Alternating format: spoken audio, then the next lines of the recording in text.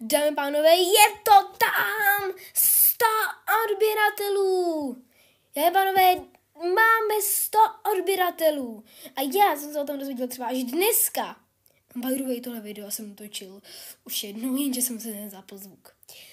Dámy a pánové, řeknu vám, jak se to stalo. Prostě si takhle jdu ze školy, jo? A najednou prostě se podívám na svůj kanál, jo, protože mě nebavily domácí úkoly, jo, protože jsem právě přišel ze školy a najednou 105 odběratelů tam vidím. Tak si říkám, kámo, prostě to není možný. Já mám asi vidiny, že jo, já mám vidiny.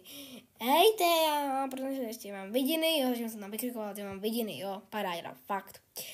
No, pak se stala taková věc, že jsem šel počítači natočit toto video, vážně to tam bylo, já to prostě nechápu, dámy a pánové, já to prostě nechápu.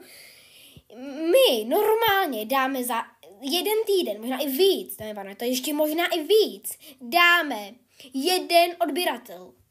Teďko za jednu pouhou noc máme 9 odběratelů navíc, máme 105 odběratelů, já to vážně nechápu, strašně moc děkuju. A strašně si toho cením. Moc děkuju. A nevím, co já bych vám k tomu řekl. Ale možná si říkáte, hej, tak... Vlastně.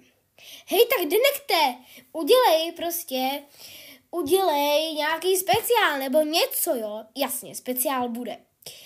Speciál, už jsem si rozhodl. Buď udělám song, nebo vytvořím Anetce kanál. Tak si vyberte.